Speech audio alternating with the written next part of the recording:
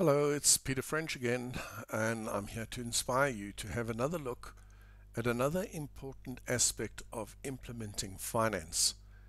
It's called cash flow, and everybody shivers when they hear it. In this last session, we spoke about the attributes of revenue in your business, but didn't get past those that are impactful and important. I hope that they made sense. We gave you a list of revenue meta sources that deserve monitoring because sometimes intangibles are the things to measure that produce the tangible outcome. Just like concentrating on the number of orders is an outcome, and measuring it won't produce a better outcome, while concentrating on, engaging with the right opportunity will. Differentiating yourself through concentrating on defining and delivering value. That will. Using a project qualification profile or a PQP to define if we should engage at all and if we should stay engaged. That will. Etc., etc., etc. You ended up with a prioritized project list, and we will concentrate on delivery in an upcoming video session. But now, the most difficult and most important job an enterprise leader can perform, setting the behavior and the outcomes for making sure we use our cash optimally. So let's take that first one, project flow, cash flow. Most business leaders we have coached operate on what I call the Maggie principle.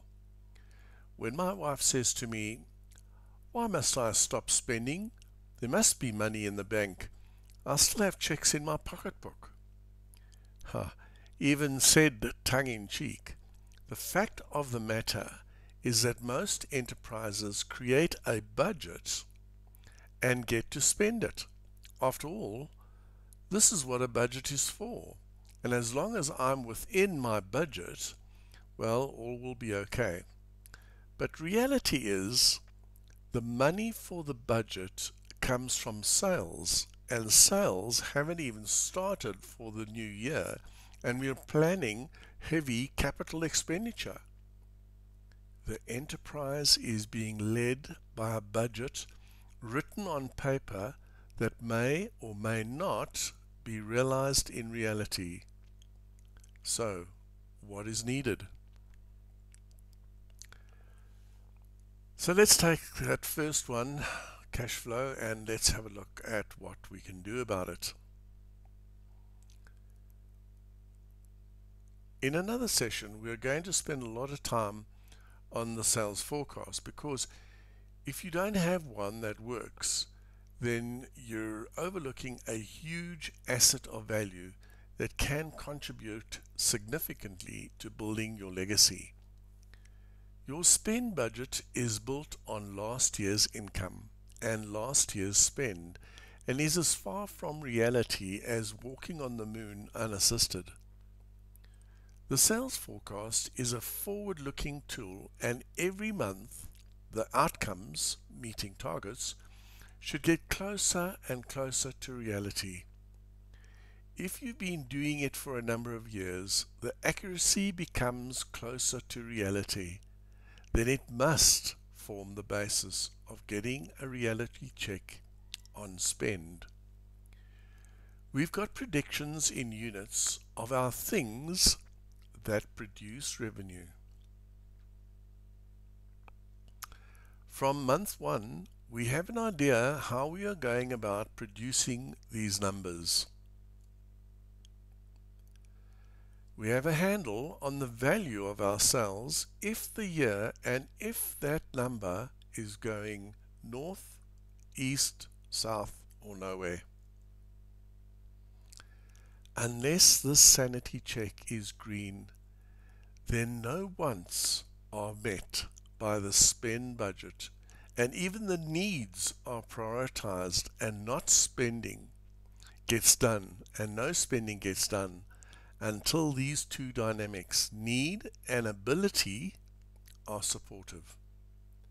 Now you have a business that spends its resources on the need, influenced by the ability to meet those obligations.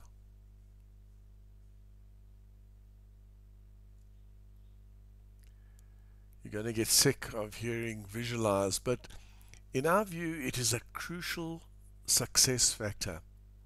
If you can visualize the performance of your sales engine against units, then you know will bring in the cash, then you have a measure of sanity.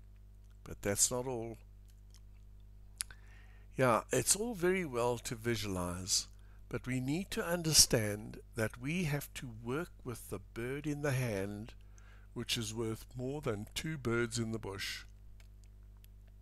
So it's not invoicing, it's not the amount that was invoiced, or the 30-day collection, or 60 or 90 outstanding. It's only money inflow. Just what that is the feeder of our monthly cash flow budget, the bird in the hand. If you miss this fundamental tenet, the whole exercise crashes. There's another key idea in cash flow, and that is unencumbered cash. Basically, we're arriving at your income for the month, and now you have to distribute it. Your list contains the gotta haves. These are the hard-nosed decisions about what we have to pay, the core. Then we realistically add the nice to haves. We cut our suit to fit our cloth. And lastly, the like to want, which is stuff we want but we can live without. So when you allocate things like strategic investments, they come first.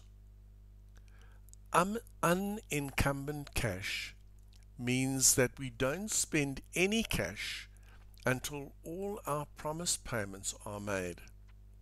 So we create a category for stuff that will come in the next 3 months, so we can put free cash away for their coming. We are encumbering our present cash with the possibility that an upcoming expense may not be able to be paid in that future month. So we are taking that cash out of play right now. The industry talks of making these provisions 3 months out, but maybe in the beginning make provision for next month at 100%, 2 months out at 75%, and 3 months maybe at 50%. So you built a model that self-corrects itself using the concept of budget, actual, and variance.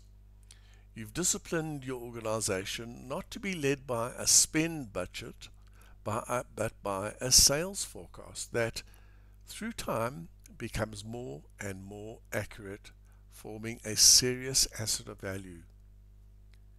Would you pay more for a company that can prove their sales forecast for the last 5 years was accurate to within 5 or 10%, and that they met their sales engine at 99% of the time?